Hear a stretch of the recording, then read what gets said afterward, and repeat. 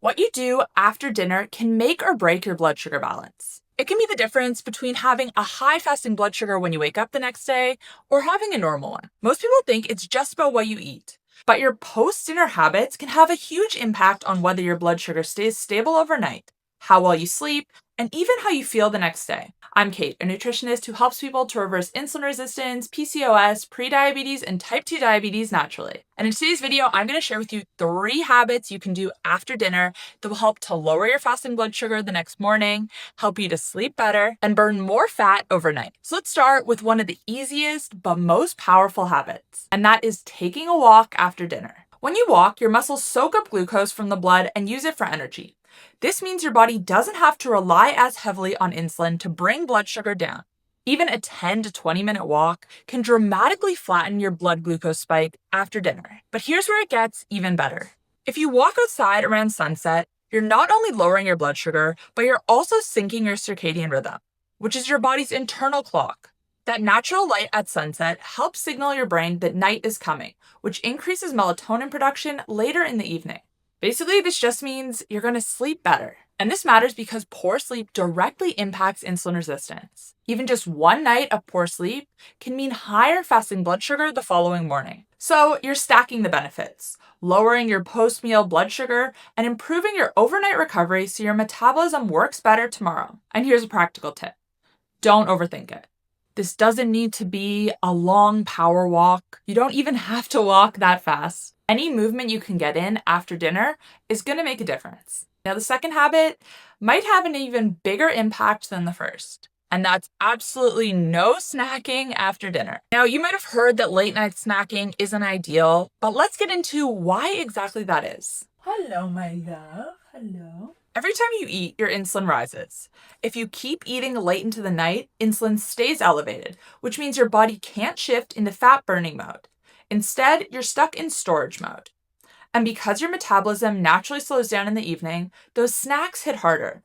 The same handful of chips or cookies at 9 p.m. will raise your blood sugar higher and keep it elevated longer compared to eating them earlier in the day.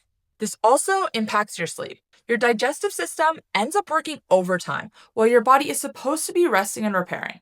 That's why people who snack late often have worse sleep and higher fasting glucose in the morning. So how do you stop this habit? Because I do understand it can be a hard one to break. Of course, there's little tricks you can do, like brushing your teeth right after dinner. That works for some people, for other people it doesn't. This can work by signaling your body and your brain that your eating window is closed.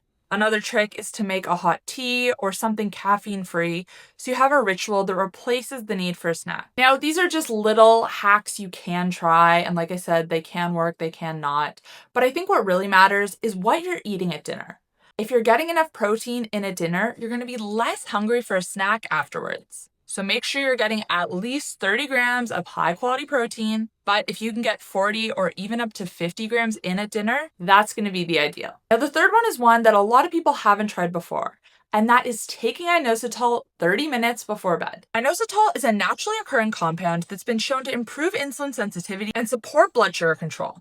It's especially powerful for women with PCOS, but I've seen it help so many of my clients, both women and men, improve both fasting glucose and sleep quality. Taking inositol before bed is a great strategy because it works overnight, the time when your body should be repairing, restoring, and stabilizing blood sugar. And also it promotes relaxation, so it helps you sleep as well. Now, the one I recommend is called Synced from So Well Health.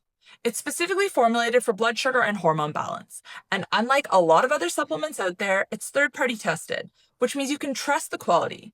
That's a big deal because supplement quality varies so much. There are so many dodgy products out there. A lot of products don't actually contain the amounts they say on the label. Add this to your nighttime routine, and not only are you going to sleep like a baby, but your fasting blood sugar is going to be lower the following morning. So we've covered a lot in today's episode. Let's quickly recap the 3 habits. Number 1 is to take a walk after dinner.